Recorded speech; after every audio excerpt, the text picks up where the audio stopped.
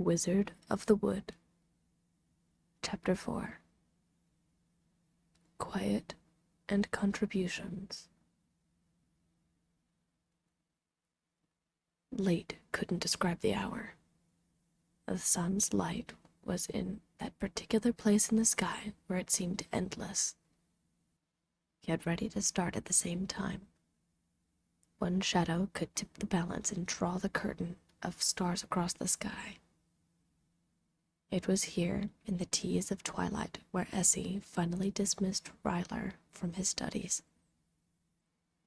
They had been studying herbs and plants for many hours, finding the best ways for Rylir to retain the information and the uses for the different plants Essie had collected. The miniature man sat on Essie's desk, drilling the herbs over and over until he had a better handle on the information. Feeling mentally spent, Rylir was relieved when Essie said they would resume studies later. He sighed and leaned back against the desk, letting his spine relax into the wood used to construct the immense piece of furniture his roommate constructed for herself from the trunks of trees. The hard wood was a welcome relief to keeping, as Essie said, perfect posture to aid learning. Essie rolled her fingers and muttered the same incantation to make the flower box levitate and place itself back onto the shelf where it belonged. She wanted to accomplish more that day, specifically continuing her incantation creation, but the day was still well spent. She had, after all, helped Rylir retain essential information, which would help him take care of himself once he decided to leave.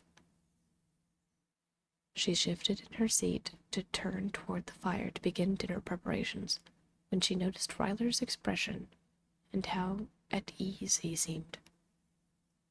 As he stared at him for a moment, marveling at the small man as he relaxed.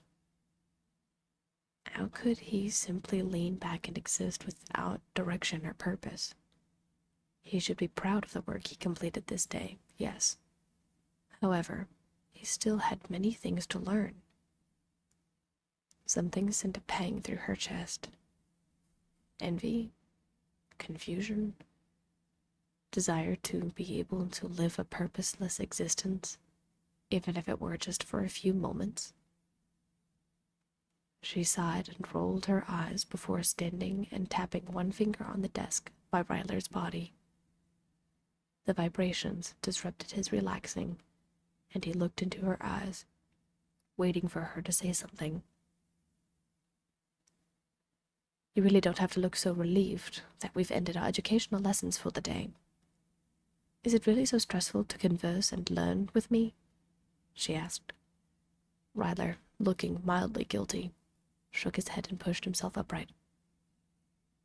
No, I'm sorry. I didn't mean it like that, he apologized. It's nice to take a moment, you know? The words of her mentor, Caven Ardox, crept into her mind. She could practically hear her mentor's voice through Rylir as he moved his lips.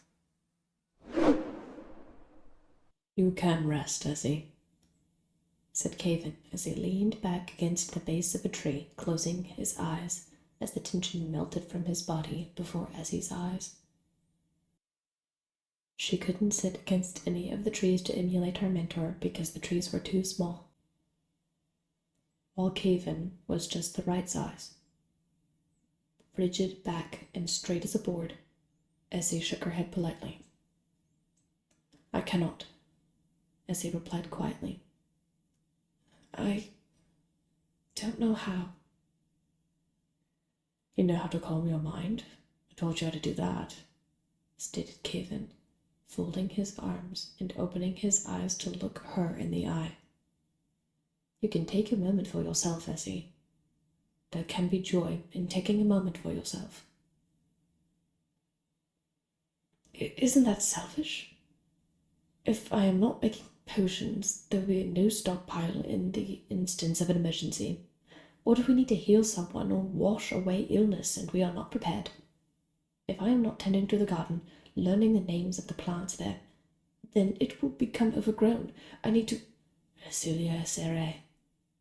The worlds around us do not rely on your spinning mind to continue their dance in the sky. Breathe. Take a moment. You can do anything you set your mind to. Reassured Kevin. Trust me and take a moment. Essie had to physically shake her head from her temporary trance. She turned her head away and redirected her focus to what she would prepare for their shared meal. I suppose you are correct in this instance, stated Essie quietly. Essie's response was, in a word, baffling for Rylir.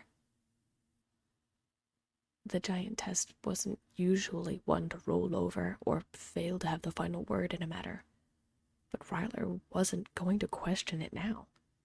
Instead, he laid back against the desk and listened as Essie muttered various incantations to summon her knives and cutting boards as she prepared their dinner. He listened to the methodical, rhythmic cutting sounds of the blades against the hardened wood. Though he couldn't do much to help Essie, he could get the spoons and bowls using some of the pulleys he and Essie constructed. These contraptions were something Rylir was particularly proud of. While Essie had a mind for remembering facts and long, drawn-out names for even the smallest flower, he could build and visualize how something was supposed to fit together. Many times during the harvest months, when work was good, he would help the farmers and those who worked the land lift and move large barrels and crates of crops. He was lauded for it, though it wasn't enough for him to keep his position as a laborer, so he would move on. Rylir felt a sudden pang in his chest as he remembered the contraptions he built at home. Devices with levers and pulleys were all around the house and in the barns. Wheels that would turn and grind wheat when the stream was dry. It felt like so long ago. He let himself wonder just for a moment what state his inventions were in back at home. Rusted, falling apart, infested with those spores. Ryler's body shuddered as he remembered the thick green dust looming in the air, carried on the morning fog. Yes, that was a very long time ago. At least, it felt like it. Ryler, are you conscious, or have you passed out from mental exhaustion? Essie's voice, clear as a morning bell, snapped Ryler out of his trance. Evidently, that moment where Ryler let his mind wander lasted longer than he thought.